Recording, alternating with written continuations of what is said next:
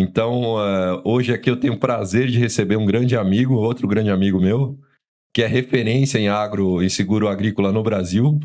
Um amigo que eu fiz nos últimos 6 anos, que é o Glaucio Toyama. Glaucio, bem-vindo ao Bate-Papo Sinistro. Prazer estar com você hoje aqui. Obrigado, Hilton, pelo convite. Um prazer estar batendo esse papo contigo, falar um pouquinho de seguros, esse mundo de agro que às vezes é muito distante das pessoas, nesse mercado que a gente trabalha de seguros, e também para quem está lá fora olhando a operação de seguros também é bastante distante para eles. Acho que esse negócio ajuda bastante a todo mundo a ter uma certa aproximação. Não, maravilha, Glaucio. Como eu falei, a ideia sempre é desmistificar, é trazer para o público geral. Então, eu costumo brincar que eu sou um ex-advogado que me formei em Direito, mas fui para a área de sinistros, a área de seguros, que eu me encantei. E como eu falei para vocês aqui hoje, a área de seguros me ensinou muito e continua me ensinando todos os dias. E o agro é uma das áreas que eu mais aprendi. Então, a regulação de sinistros agro me revelou um mundo que eu não conhecia. A gente fala muito que o agronegócio do Brasil é o maior produto do Brasil, é a maior participação do PIB. Mas como é que o seguro está envolto em tudo isso? Então, a gente sempre teve dificuldade de entender como é que o seguro se conecta com tudo isso, como é que a regulação do sinistro se dá. Então, hoje é um pouco disso que a gente quer falar aqui com o Glaucio. Aí, Glaucio, já de largada começando, eu queria perguntar para você, o que você viu de evolução? A gente estava falando um pouco nos bastidores dos últimos 30 anos de Brasil. O que você viu de evolução, então, nessa área de seguros do agro no Brasil, nos últimos anos? Como é que você via isso 30 anos atrás e como você vê hoje? Excelente. Acho que o primeiro ponto é contextualizar o que é o agronegócio nesses últimos 30 anos, né, que tem uma evolução significativa do ponto de vista econômico e também tecnológico em todas as cadeias que a gente tem aqui no Brasil. Então, o Brasil deixou de ser um grande importador no final da década de 90 e começa a ter um papel bastante relevante na economia mundial, com cadeias importantes: soja, milho, cana-de-açúcar, cadeia bovina, café, suco de laranja, uma série de cadeias importantes aqui no Brasil que a gente vira exportador e competindo, obviamente, nas primeiras posições no mercado global. Então, a gente tem um desenvolvimento bastante forte no que tange a tranquilidade de acesso a linhas de crédito, né, para que o sistema consiga buscar capital de giro, capital produtivo, investimento e tudo mais, para poder investir nas suas lavouras, nos seus sistemas produtivos, e também o tecnológico. O tecnológico você pode tratar de várias formas, né? O tecnológico do ponto de vista da genética, do desenvolvimento tecnológico, agronômico no campo, por conta da Embrapa, que é uma grande instituição que a gente tem aqui no Brasil, e do ponto de vista de tecnologia digital, satélite, tudo mais que a gente tem observado nesse tempo. Então, esse desenvolvimento que a gente começa a observar nos anos 2000 traz para a gente um incremento de produtividade significativo. Então, o Brasil começa a se posicionar em melhorar suas produtividades dentro da mesma área plantada. Obviamente, a gente tem um incremento de área plantada, mas as produtividades aumentam de forma substancial, fazendo com que a gente ganhe muita eficiência, né? Para quem não sabe, só para botar aqui um pouco de contexto também, o Brasil é um país tropical, com várias regiões tropicais, subtropicais aqui na nossa geografia, e permite que a gente tenha 2 até 3 lavouras ao longo do ano, que faz com que a gente otimize muito mais a área Isso do é exclusivo produtor. do Brasil, né, Glaucio?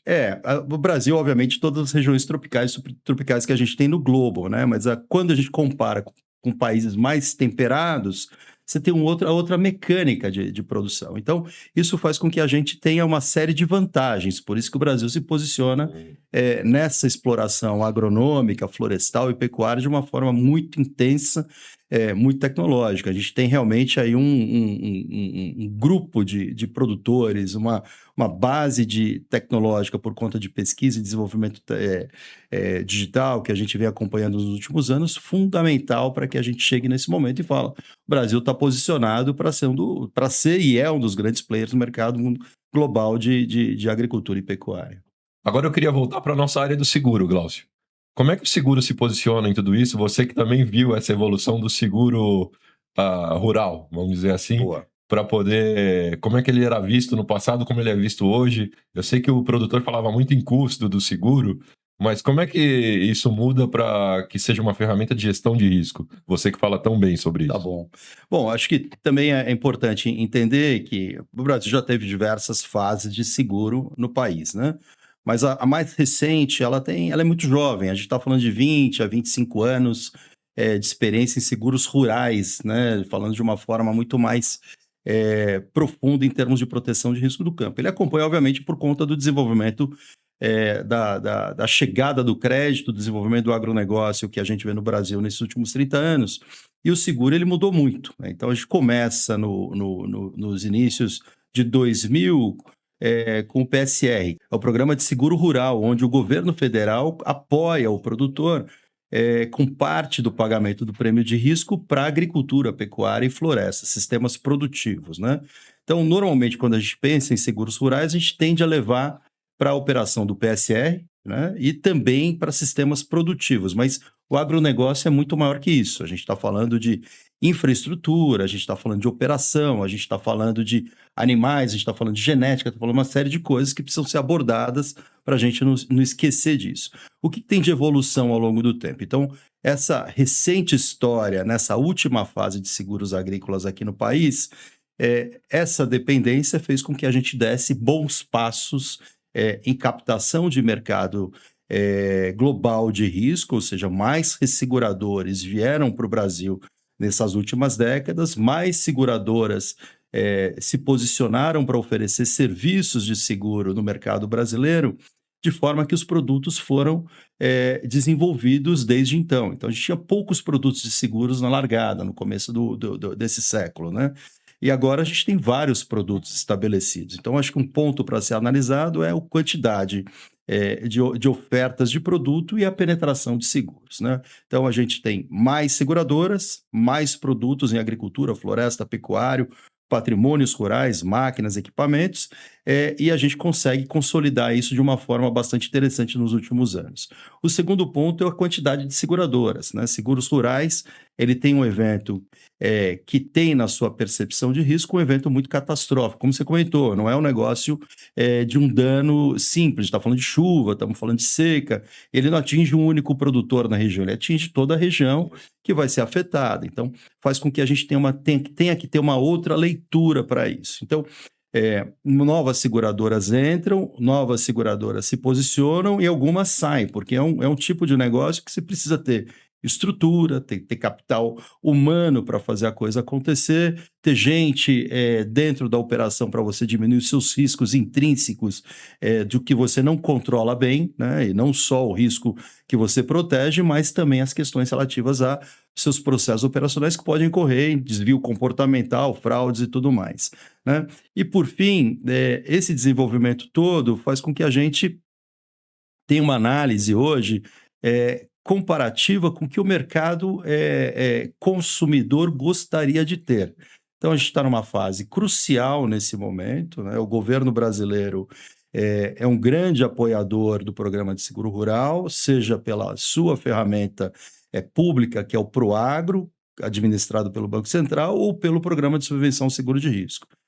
O fato é que a gente tem sofrido um pouco com os orçamentos, esse negócio precisa ser repensado. Então, o mercado hoje de seguros, resseguros, o consumidor está avaliando qual que é o próximo passo que a gente precisa dar. Então, tem uma série de coisas acontecendo, leis sendo discutidas no Congresso para que a gente reposicione o mercado para que a penetração de seguros seja muito maior do que está. Então, Wilton, não sei se você tem isso na tua cabeça, mas para seguros agrícolas, né, a penetração de seguros chegou a 10 pontos percentuais em 21, 22, e agora a gente está falando de uma penetração de seguros inferior a 3 pontos percentuais no mercado brasileiro. Nossa, é muito pouco. Muito pouco. Né? Então, tem muita gente desprotegida considerando o risco climático, que a gente está várias variações por conta de laninha, El Ninho, neutralidade, o que for nas suas diferentes esferas. Seguros pecuários, a gente está falando de menos de 1% de penetração. Seguros florestais, menos de 1%.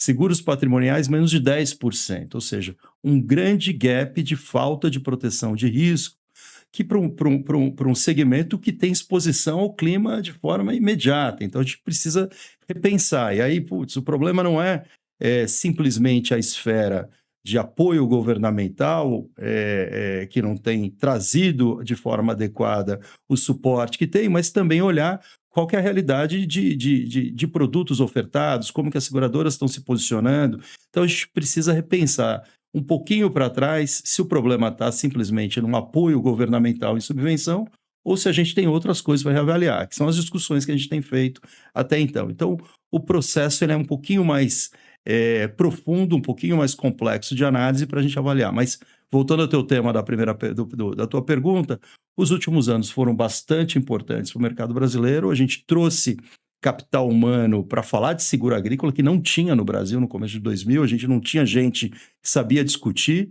a gente replicou os modelos internacionais do mercado brasileiro e a gente se desenvolveu, né?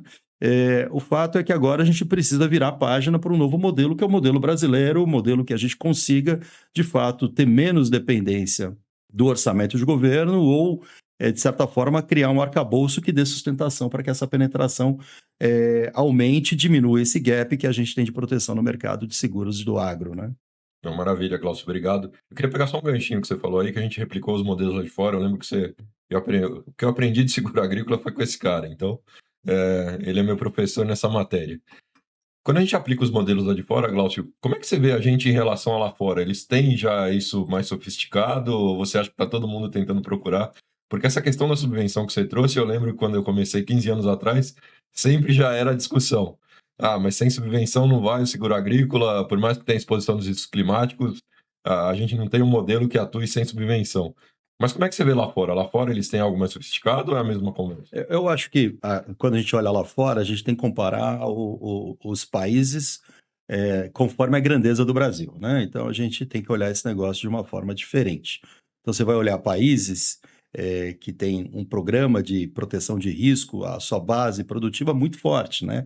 Por exemplo, os países europeus, né? Que tem cada país ali tem uma política pública para estabelecer modelos de negócio de proteção de risco que dê tranquilidade para a sua base de produtores. Mas a gente tem que se comparar com os grandes. Então a gente tem que se falar como é que é o mercado americano, como é que está a China nisso, como é que está a Austrália nesse negócio, como é que está posicionada a Índia nesse momento em termos de tamanho de agricultura e quantidade de produtores, né?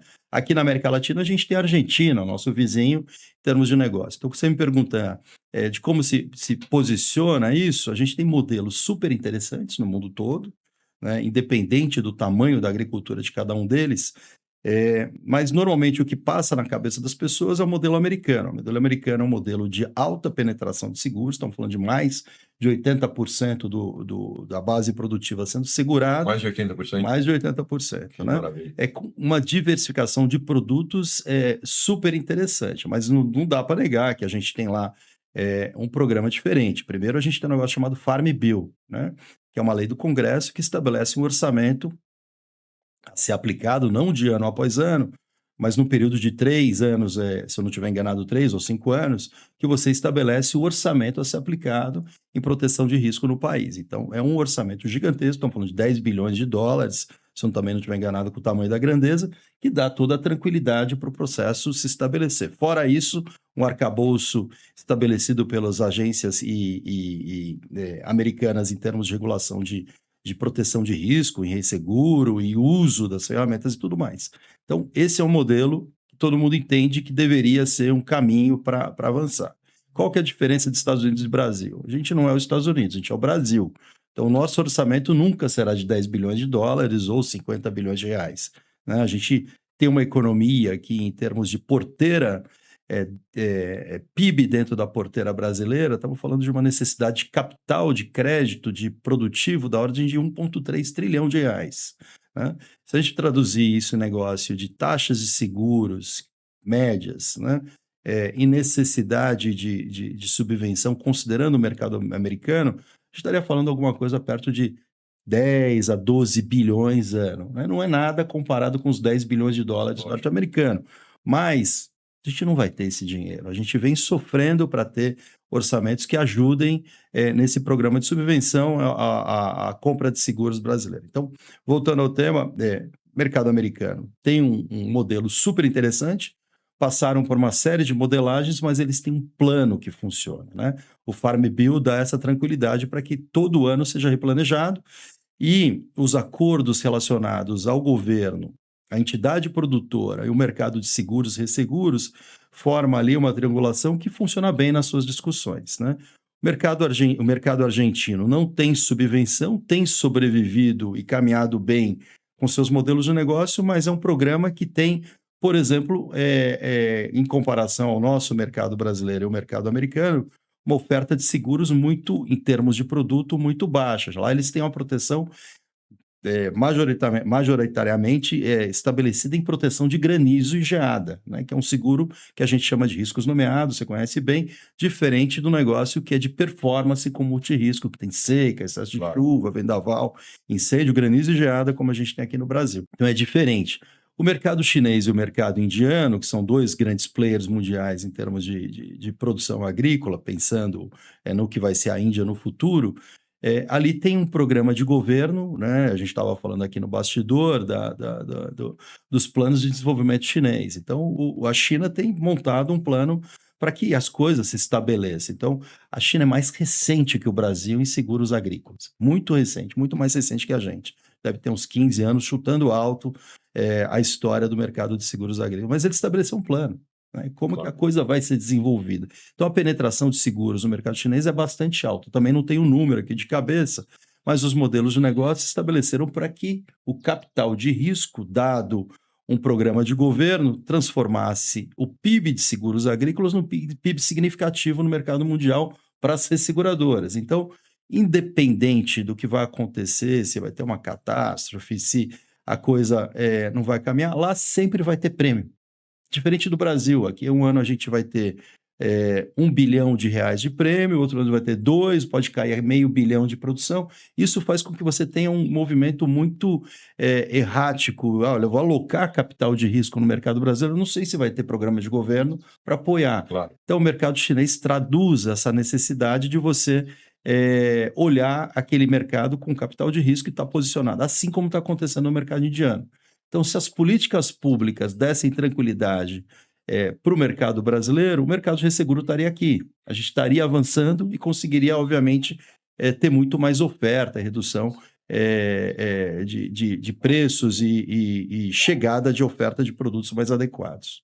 Eu gostei da tua fala, porque fala do desenvolvimento do mercado, investimento em capital humano, porque a gente precisava desenvolver esse capital humano, mas essas incertezas, de certa forma, fazem alguns players entrarem e saírem, então isso traz uma certa incerteza, que não é tão bom. Mas eu queria voltar um pouco no capital humano contigo, porque eu lembro que você me falava muito isso, e puxando um pouco a brasa para minha sardinha do sinistro. Como é que você vê essa evolução no sinistro? Eu sei que você entende bastante de sinistro agrícola também, sinistro rural, né? A gente discutiu muito. Como é que você vê essa evolução nos últimos anos, de como era lá atrás, no início dos anos 2000 para hoje, já falando em tecnologias hoje, você acha que a gente evoluiu, a gente tem mais a evoluir? Como é que você vê isso? Até pensando um pouquinho em combate a desvios humanos, como você falou, fraude, tudo isso que são riscos corriqueiros nessa operação. Eu chamo de desvio comportamental. Bom, eu acho que primeiro ponto é do conceito, né? As operações são independentes, né? Dentro de uma seguradora. A subscrição, ela tem que ter independência de sinistro, né? Para que a gente consiga trabalhar no desenvolvimento e na jornada dos produtos de forma muito tranquila, né? Para que a gente, dentro de casa, dê para os nossos clientes, que são, no primeiro momento, os nossos acionistas, que são os compradores de seguros, né, que eles depositam um prêmio lá para garantir as reservas de pagamento, que a gente faz da forma adequada. Tomar conta do dinheiro deles e dos dinheiros dos nossos acionistas da melhor forma possível. Então, essa independência é importante. Mas o que a gente percebe nas operações hoje que a gente tem observado aqui no mercado brasileiro, né? Uma parceria muito mais fluida entre a área de subscrição e de sinistros, que faz com que a gente consiga perceber erros ou correções de rota no desenvolvimento de produtos com a percepção do que o time de sinistros observa. Então, eu acho que nas experiências que a gente teve, a gente conseguiu fazer bem nesses anos todos que a gente trabalhou junto e conseguiu criar ali uma parceria no que tem de técnica e sinistros. Acho que esse é um primeiro ponto importante para trazer, porque muitas vezes você tem operações isoladas e parece que você tem ali uma percepção contrária de para quem que você tem que atender, que no final das contas é o nosso cliente final é o nosso investidor, acionista ou produtor rural, que é o comprador de seguro. Do ponto de vista de desenvolvimento ao longo dos anos, a gente saiu de uma realidade que todo mundo, o Brasil não tem informação, não tem dado, as coisas, e a gente tem o Brasil é um dos países que tem mais dado disponível e aberto para você fazer análise de risco. Não dá para comparar com o mercado americano, que lá tudo é mapeado, tudo é tabulado, tudo é transformado em dado e informação para o mercado. Mas aqui no Brasil a gente tem bastante informação. Então, esse é um evento importante. Então, tanto para o desenvolvimento de produtos, para análise de riscos na subscrição, quanto para sinistros, as informações e os dados disponíveis no mercado fizeram com que todo mundo, olha, vamos olhar diferente isso, né?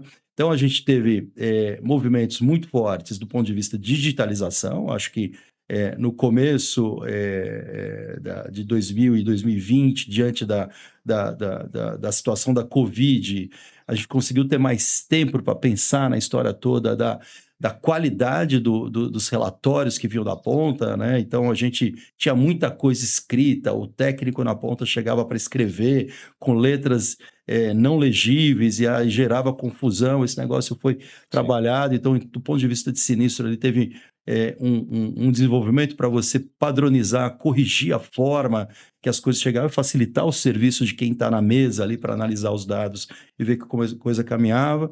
Outra coisa importante que aconteceu ao longo do tempo foi o monitoramento de risco, que trouxe também para a equipe de sinistro uma certa previsão de como se direcionaria suas equipes na ponta para fazer as regulações e as perícias, eventualmente, em momentos mais catastróficos. E, por fim, toda essa análise muito mais preditiva em função das imagens de satélites, né? Que fez com que a gente conseguisse não só evitar o desvio comportamental do produtor, mas também do perito, que poderia ali na frente, Claro. porque a gente está falando de um produto aqui no Brasil, quando a gente fala do multirrisco, que é um produto de performance, né? Então, ele planta uma quantidade de sementes no solo e a expectativa é produzir tantas sacas lá no final da lavoura. Mas isso é uma performance, então você não sabe se vai existir 60 sacas ou se vai ter 50 sacas, né? Então, quando você está lá na ponta, está analisando performance, é muito duro para quem está olhando de longe, né, confiar no que está sendo feito no campo, para que a informação seja dada da melhor forma possível. Então, todo esse processo ele vai ter uma tecnicidade bastante grande. Mas eu sou um cara que sempre fui de produtos e de subscrição. Acho que eu sou a melhor pessoa para falar de como a coisa valeu. Você fala você se essa situação aí, porque você teve muita mão junto com o teu time, tuas equipes ao longo desses últimos anos para falar, olha, o que a gente fez? Eu lembro que teve bastante coisa interessante, talvez eu tenha esquecido alguns detalhes aqui. Não, você falou super bem, mas eu acho que foi muito isso, Glaucio. Você me fez lembrar dos relatórios de papel que chegavam esses manuscritos e era difícil, você tinha que ligar para o perito para entender o que ele quis dizer ali, o que não. E aí hoje você conseguiu digitalizar, você conseguiu fazer as inspeções automatizadas, então você trabalhar o dado, como você falou, eu acho que isso foi vital para as evoluções que se precisou. Mas uma coisa que pegou muito, e acho que o Brasil aprendeu fazendo, e a gente fez uma dobradinha boa nisso quando a gente enfrentou que foi a grande seca de 21, são os riscos catastróficos, né? Eu acho que o país não estava tão preparado para lidar com os catastróficos e acho que teve uma evolução nesse sentido também, né? Eu acho que nesse trabalho sinistro e subscrição tem que trabalhar de mãos dadas. E nisso eu acho que a gente evoluiu bem. Não sei qual a tua visão a respeito disso. Não, sem sombra de dúvidas. Acho que aquele momento que está todo mundo no mesmo barco, né? E você tem uma necessidade de servir, de atender e de resolver, porque a agricultura é isso, né? Não tem, dá para esperar mais uma semana, dá para esperar mais um mês. O prejuízo aconteceu, você tem que apurar, né? Você não vai esperar, olha, quando vou acabar o período de Covid, eu vou lá e apuro se a perda aconteceu, né? Eu preciso liquidar minha dívida, eu preciso apurar minha perda, senão E ele precisa colher também, né? exato, senão apodrece, perde o tempo todo para poder rodar. Então, naquele período, acho que não só o seguro agrícola, mas todas as operações de mercado de seguro sofreram porque não conseguiam fazer as suas operações da melhor forma possível no campo. Então, aquele momento foi super interessante porque trouxe para a gente uma necessidade de resolver uma situação, né? A situação foi, o que a gente faz nesse momento? Eu me lembro que o governo, por conta dessa situação, criou flexibilidade para que os técnicos de campo pudessem andar nas lavouras, né? Obviamente com toda a restrição necessária para que não contaminasse as pessoas, né, nessas andanças e tudo mais. Mas a gente, de certa forma, tratou ali de resolver da melhor forma possível nesse serviço imediato, né, com outras possibilidades em dados de informação para poder apurar da melhor forma as perdas em cima disso. Mas o que veio depois disso é o que traz a contribuição, né? Então, é impossível que uma seguradora, para um movimento de catástrofe, tenha 100% da sua base instalada e contratada para que a gente tenha o serviço adequado em um momento catastrófico. Então, Até porque é sazonal, né? é sazonal, e aí você vai ficar gastando um recurso que você não tem como pagar a conta, ele não vai gerar o resultado necessário. Então, o que aconteceu, eu lembro que foi uma das iniciativas que a gente fez, foi criar planos de contingência, né? Então, uma série de aspectos instalados ali no plano de contingência que sinistro, obviamente, tinha que ser muito mais reforçado, não só do ponto de vista de capital humano próprio e de terceiros no serviço, mas também de forma tecnológica, para que a gente evitasse esses desvios comportamentais e a gente tivesse um melhor reflexo das perdas dali para frente, né? Então, eu acho que teve ganhos por conta do aprendizado todo da seca de 21, 22. Agora, Glaucio, você falou também das imagens de satélite, monitoramento. Eu vi tudo isso também, essa evolução também. E aí tinha um dado momento que a gente discutia muito se isso ia substituir o fator humano. Eu particularmente acho que é um mix, mas eu queria te ouvir um pouco nisso também. Como é que essas novas tecnologias se agregam na operação de seguro rural como um todo? E o que que você acha que ainda está por vir Tá, do que você tem visto por aí? Que eu sei que você é um grande estudioso, você acompanha muito de perto essas evoluções. tá. Bom, eu acho que a tecnologia é sempre bem-vinda, né? E aí a gente tem que botar no nosso radar que a penetração de seguros é baixa, né? E ela é baixa por uma série de pontos aqui no Brasil, né?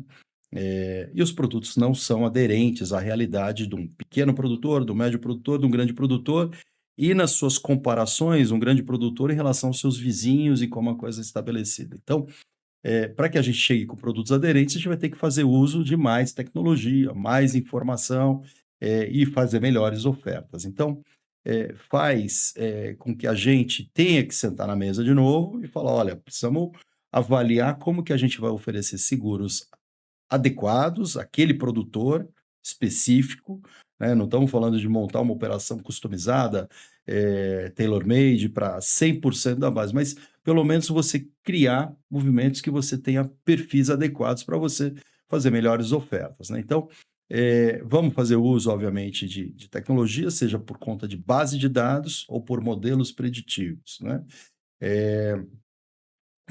A gente vai precisar fazer uso também da cabeça das pessoas, então eu não vejo nenhuma preocupação em relação à substituição de inteligência artificial em relação ao que a gente precisa fazer. A gente precisa de gente pensando de forma criativa em outras coisas e traduzir ofertas e serviços hoje tecnológicos para substituir as cargas operacionais que a gente tem. Tem mais coisa por vir, tem mais coisas para a gente observar, mas existe uma avenida gigantesca para a gente fazer coisas novas, né? Não só em criação de produtos, não só na jornada das apólices, não só em sinistros, mas em uma série de coisas. Orbitalmente a tudo isso, né, a gente vai. Você falou de tecnologia, eu lembro quando eu comecei a trabalhar com pós, saída de faculdade, do curso de agronomia, com crédito. Então, a gente, para fazer uso de uma imagem de satélite, era uma coisa absurda, custava uma fortuna, né? E o satélite passava uma vez a cada tempo ali para a gente. Era caríssimo. Caríssimo. Então, não conseguia nem tratar isso como uma prova material para a gente discutir coisas, eventualmente, se tivesse algum tipo de problema. Hoje em dia, a imagem de satélite está super acessível, né? Obviamente, tem qualidades e qualidades, mas está super acessível. Então, você pode fazer uso de tecnologia de uma forma muito mais robusta hoje, né? De uma forma muito mais interessante para que você perceba as coisas como elas podem ser dadas e acessadas e tratadas aí em termos da jornada de seguro. Essas coisas todas vão ter que ser repensadas. Um produtor hoje, né, a gente normalmente quem está numa área urbana tende a achar que o produtor ele tem um baixo nível de uso de tecnologia. A agricultura brasileira, principalmente a agricultura do lado A, que é a agricultura de exportação, a agricultura do lado B, a agricultura não que tenha menos tecnologia, mas ela tem um investimento menor. Essa agricultura do lado A ela é extremamente tecnológica, o produtor faz uso de muita tecnologia. Hoje, na ponta do dedo, dentro do celular, ele consegue controlar uma fazenda, né? Controlar de longe uma fazenda. Então, daqui para frente, a gente vai ter que se conectar a essa forma de pensar que o nosso cliente tem lá na ponta com o que a gente vai ter que oferecer e tentar se conversar de uma forma muito diferente. Você acha que a gente ainda está muito distante? Olha, extremamente distante. Então, centenas de passos atrás da cabeça do produtor e a gente, no mercado brasileiro, a gente se respaldou pela necessidade de ter crédito rural e subvenção ao prêmio de seguro, né? Só que, outro número importante, 1/4 do crédito rural é dado pelos planos de governo e 3/4 tem caminhado pelas operações comerciais ou de mercado de capitais, né? O mercado de seguro está distante disso, porque ele ficou refém da operação do plano safra, do crédito rural. Então, a gente vai ter que repensar o modelo, né? A gente não pode ficar acomodado achando que as coisas são como elas são e vai melhorar desta forma. Então, voltando ao tema da questão tecnológica, de como a gente está, a gente vai ter que usar toda a tecnologia disponível, a gente tem que fazer com que as pessoas tenham esse movimento, a gente tem que entender os nossos clientes lá na ponta, o que eles querem em termos de serviço, de produto, de oferta, de relacionamento e tudo mais. Então, as gerações estão mudando, a forma de trabalhar está mudando, né? Os sistemas estão mudando. Então, a gente não pode achar que as coisas que funcionavam há 10 anos, 20 anos, vai continuar funcionando daqui para frente. Ou a gente se sensibiliza com mudanças do que vem sendo observadas, hoje a gente vai ficar para trás, né? O mercado segurador, eu nunca, com a maior tecnologia que eu tiver na minha companhia, na minha operação, eu nunca vou saber o que o produtor está pensando no seu planejamento daquele ano safra. Porque, por exemplo, está tendo guerra no Irã, Estreito de Hormuz com dificuldade, está faltando fertilizante, os preços depreciados, custo de produção alta, falta nitrogênio. Que ele vai fazer? Qual que é a decisão? Não é a mesma decisão da história que ele fez até agora, nos últimos 5, 10 anos. Ele vai ter que mudar, né? E o primeiro cara que quer mitigar risco é o produtor rural, né? Não é a seguradora, não é o banco. O produtor falou, eu vivo disso, eu preciso ter essa receita. Então, eu vou fazer de tudo para ter a melhor performance, o maior sucesso na minha atividade agropecuária, na minha propriedade. Então, ele é um cara, e a gente precisa entender como esse cara pensa. A gente não consegue hoje nem analisar, a gente olha dados históricos, né? A gente olha como foi os dados lá de um município tal para fazer um programa de seguro. Como que produz gado de corte, como que você produz frango, como você produz suíno, como que você produz madeira, celulose. A gente olha esse negócio de uma forma muito, muito limitada ainda no mercado de seguros. A gente precisa ampliar a nossa forma de olhar e organizar sistemas, que o produtor hoje ele não é um produtor só de soja, é um produtor só de milho, no mínimo, né? Ele não é um produtor de soja, ele produz carne, né? Ele é um produtor de cana, ele produz cana com soja na renovação de canavial. Então, essas integrações são fundamentais para a gente entender o que dói na cabeça do produtor, né? A gente não está olhando isso. Parece que é simples, mas é mais uma operação de seguro, mas é uma operação de seguro bem sofisticada, né? Então você tem que olhar para muita coisa que está evoluindo a todo momento, você não olhava tanto, a gente ainda está atrasado, se eu entendi bem, o produtor já está muito mais lá na frente e as seguradoras têm que correr atrás desse gap, então tem muita coisa por vir. Mas mudando um pouquinho, Glaucio, eu lembro que na nossa antiga vida a gente ouvia falar muito de seguro paramétrico. Eu queria que você falasse um pouquinho, só para explicar para o pessoal o que é o paramétrico e por que ele não tem tanta penetração no Brasil, na tua visão.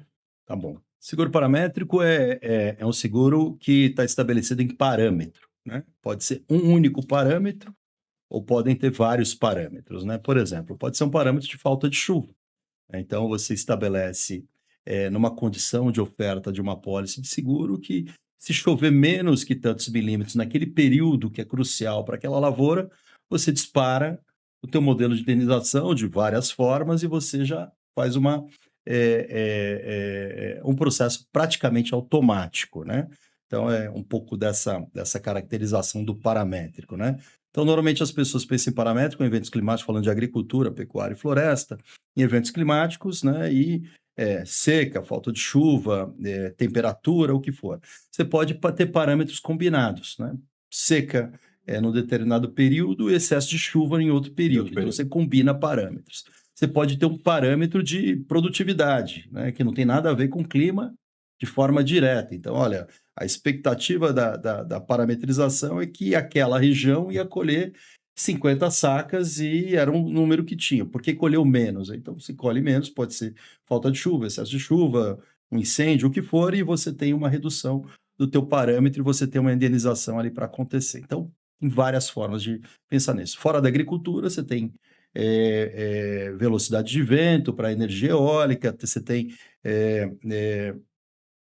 intensidade solar para energia solar, você pode falar de nível de água nos rios para falar de movimento de embarcação, que pode gerar prejuízos para uma série de atividades. Então, parâmetro, você tem aos montes para fazer. Por que a gente não é que avança? O seguro paramétrico aqui no Brasil tem mais de 20 anos, vai? As primeiras experiências que a gente viu foi com a agricultura, né? Com a operação de milho no Rio Grande do Sul. Depois disso, a gente teve outros parâmetros e outros movimentos de apólice.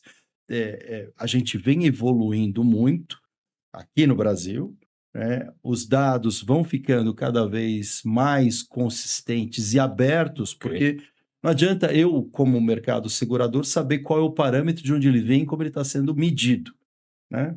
O consumidor também tem que saber, olha, qual é o parâmetro? É falta de chuva? Onde eu vejo? Onde eu vejo isso. Eu confio no teu provedor ou não confio no teu provedor? Então, você tem um primeiro ponto ali para você tratar com dados claros, confiáveis e disponíveis para todo mundo, para a gente falar a mesma língua em termos de parametrização.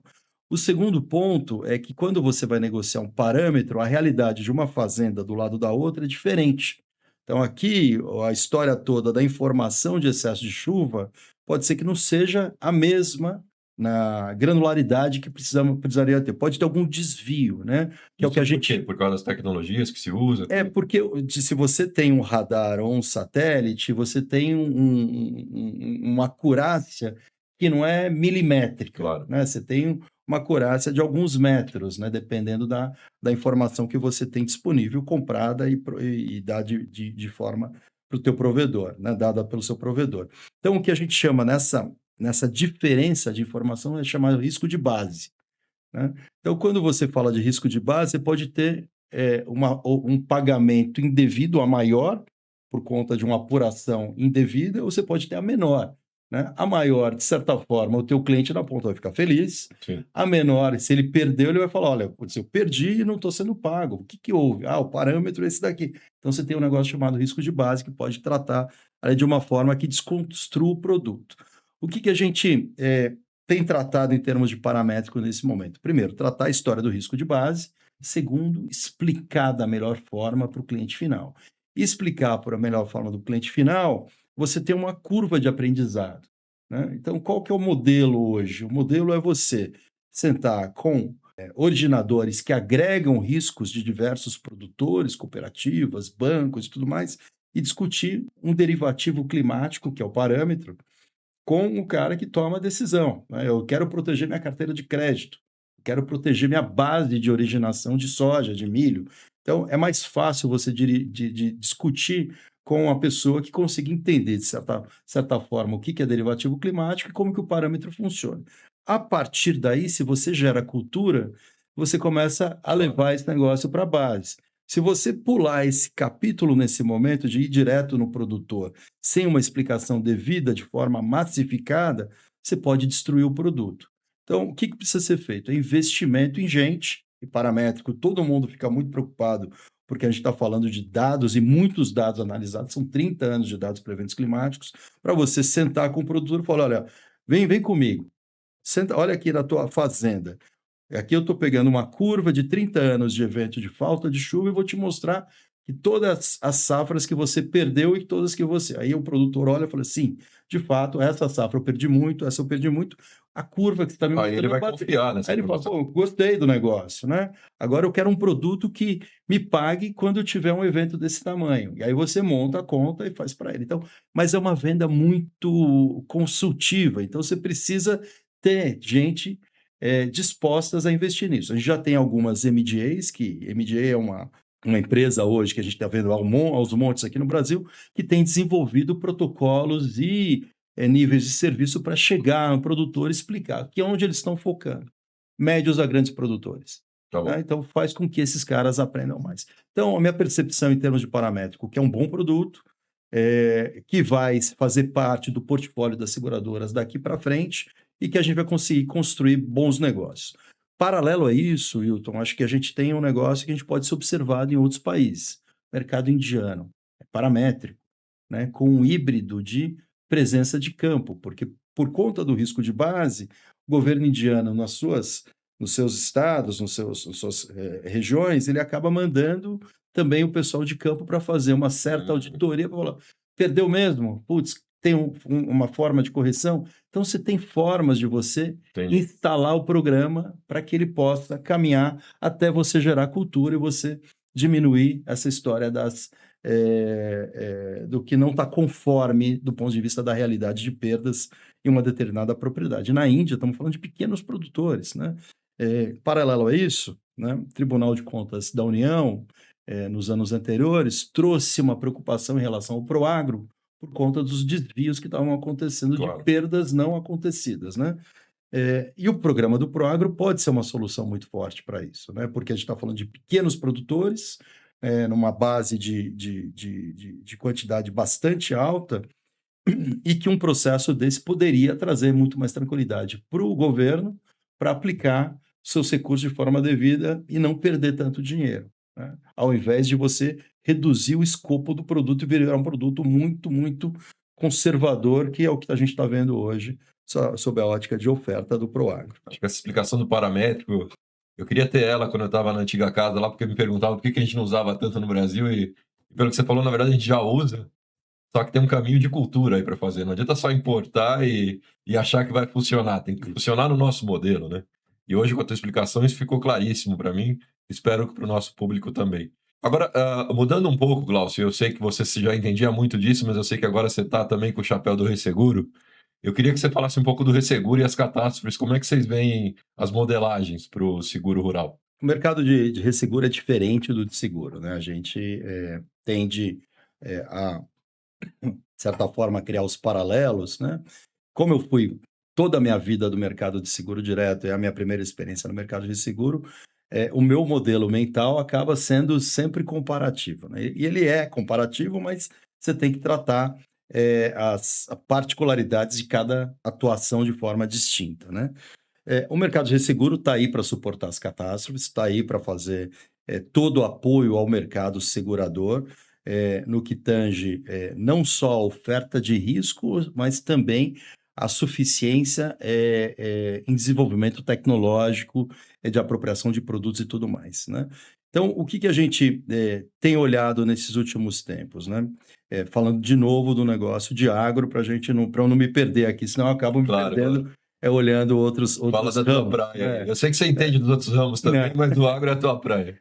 A ideia é que, primeiro, seguros rurais, ele tem um enfoque catastrófico na largada, sempre foi. Então, grande parte do risco das seguradoras é transferido para o mercado de resseguro, né? Então, a gente tem que, obviamente, criar no nosso modelo de negócio de resseguro, como que a gente trata o nosso portfólio em termos de balanceamento, do que a gente está absorvendo de risco para o segmento A, segmento B, na geografia A, na geografia B, na sazonalidade de verão ou de inverno, e tudo isso faz parte de um grande portfólio que você balanceia o risco e sabe que ali em algum momento você vai ter que ter muito mais exposição em comparação com o mercado primário de seguros, que acaba tendo ali uma retenção menor, tem ali as suas tranquilidades do ponto de vista de estar no modelo da subscrição, e o mercado de seguro ele não está na linha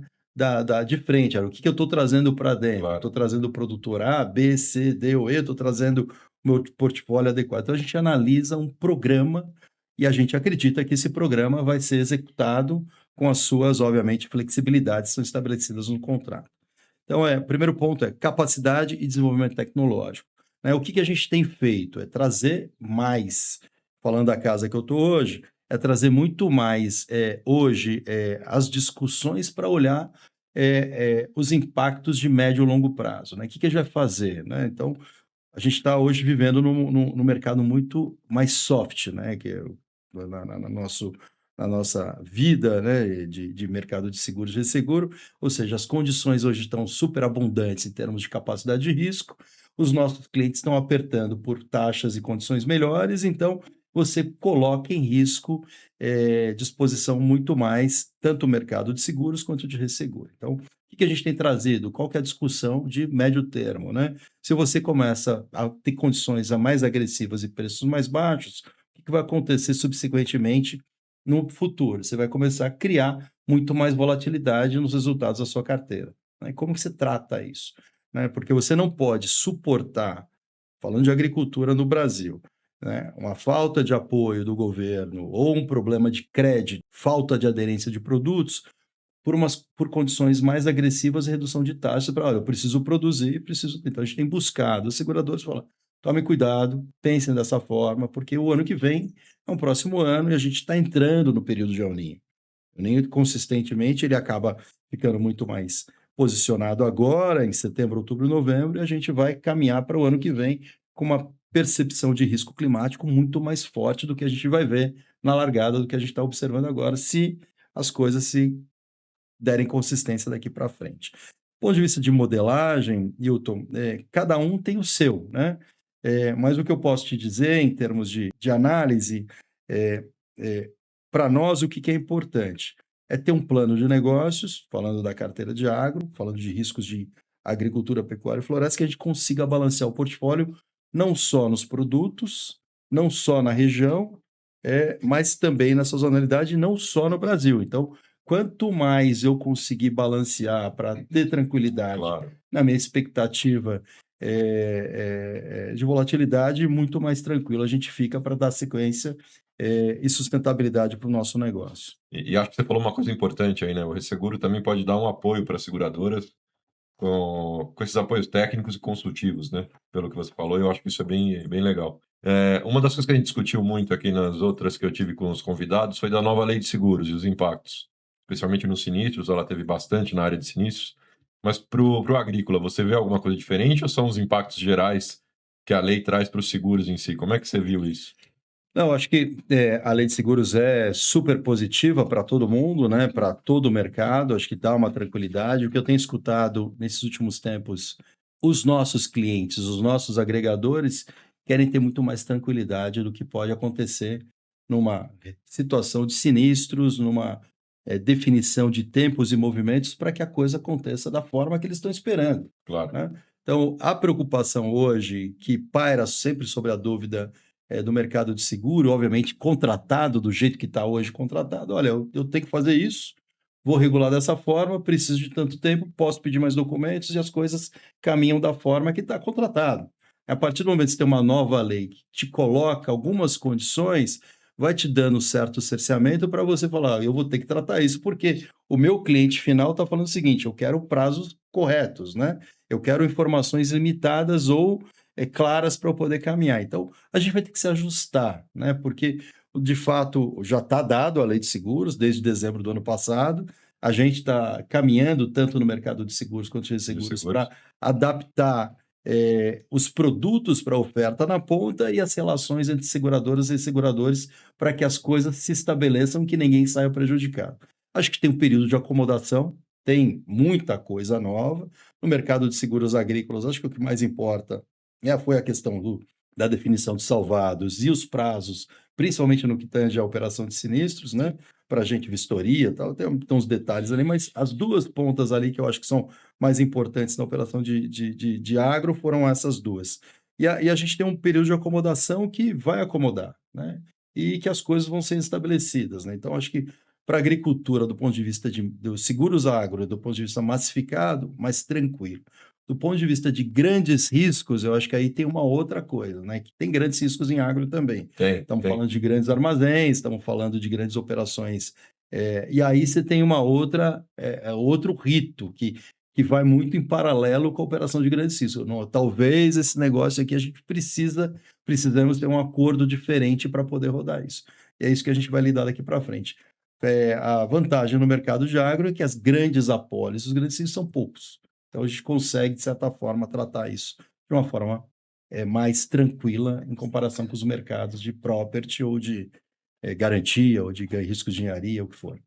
Eu espero que vocês hoje tenham aprendido bastante. Então eu queria agora, Glaucio, te passar para as tuas considerações finais e agradecer porque eu falei, esse programa é feito pela amizade. Então são os amigos que vêm aqui e me prestigiam. Então, Glaucio, obrigado demais por ter vindo. Suas considerações finais.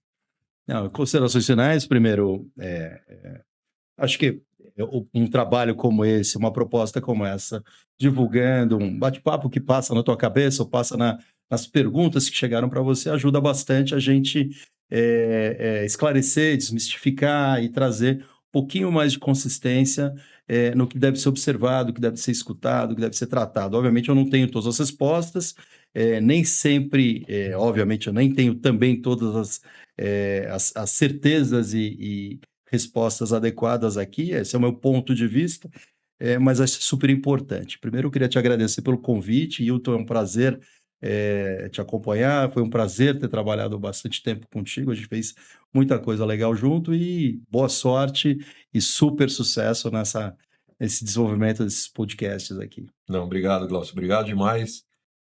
Queria agradecer também a equipe, eu não posso deixar de agradecer a Eliane na mesa de som, Léo, meu diretor ali, que está controlando o meu tempo ali, Rony, que depois vai fazer toda a edição e vai me deixa até mais bonito, mais apresentável.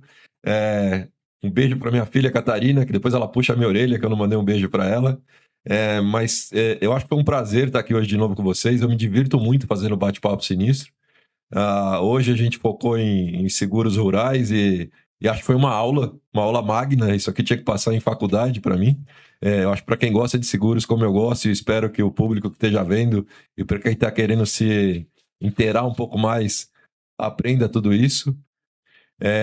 Lembre dos meus livros aqui, o Selva de Pedra e o Sábados Nublados, que são... Eu falei que são hobbies, mas é a minha parte mais literária. Me acompanhem também no Instagram, Hilton Gomes 12, no LinkedIn, Hilton Gomes dos Santos. Depois a gente vai subir tudo isso lá para vocês. Tem muito material de seguros, de tudo. E última vez, agradecer ao Glaucio. Foi um prazer enorme, Glaucio, estar com você hoje aqui.